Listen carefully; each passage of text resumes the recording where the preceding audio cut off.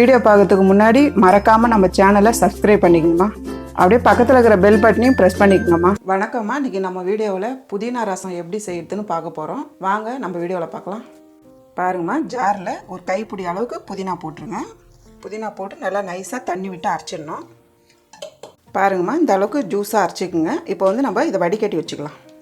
இப்போ புதினா அரைச்சி வச்சுக்கிட்டு நீங்கள் வடிகட்டிக்கலாமா. பாருங்கம்மா, புதினா வந்து வடிகட்டிட்டோம். நம்ம பேஸ்ட் பண்ணி ஜூஸாக இந்த மாதிரி எடுத்து வச்சுக்கோங்க. ஆயில் வந்து கொஞ்சமாக போட்டுங்கம்மா, ரசத்துக்கு கம்மியாக இருந்தால் போதும். எண்ணெய் காஞ்சி வச்சுக்கோமா, கடுகு உளுத்தம் பருப்பு போட்டுக்கலாம். 5 காஞ்ச மிளகா பொடியை கட் பண்ணி வச்சுருக்கேன், ஆட் பண்ணிக்கலாம். பூண்டு ஒரு 6 பீஸ்மா நல்லா நசுக்கி வச்சுக்கோங்க. இந்த மாதிரி போட்டு காஞ்ச மிளகாவும் பூண்டும் நல்லா வதக்கி வச்சுருங்க. அந்த பூண்டோட வாசனை நல்லா வரணும். பாருங்கம்மா, பூண்டு வந்து நல்லா வதங்கிடுச்சு, நல்லா வாசனையாக இருக்குது. இந்த ஸ்டேஜில் 2 பச்சை மிளகா இந்த மாதிரி கீரி 2 போட்டுருங்க. கருவேப்பிலை தேவையான அளவுக்கு போட்டுருங்கம்மா, நிறைய போடலாம், தப்பு இல்லை. 2 தக்காளி பொடியை கட் பண்ணி வச்சுருக்கேன், ஆட் பண்ணிக்கலாம். தக்காளி போட்டு நல்லா வதக்கி விட்டுருங்கம்மா.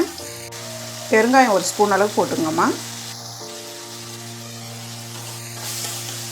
பெருங்காயம் போட்டு நல்லா வதக்கி விட்டுட்டோம். ஒரு பெரிய சைஸ் எலுமிச்சம்பழம் சைஸு புளி எடுத்து கரைச்சி வச்சுருக்கோம்மா. இப்போ இதை ஊற்றிக்குங்க.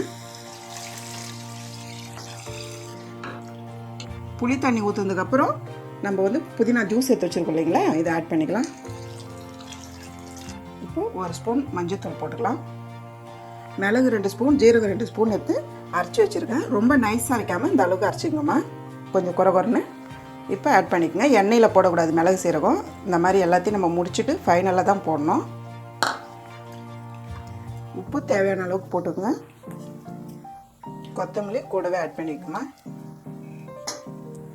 நல்லா கிளறி விட்டு மூடி வைக்காதீங்கம்மா, அப்படியே 5 நிமிஷம் கொதிக்க விடுங்க.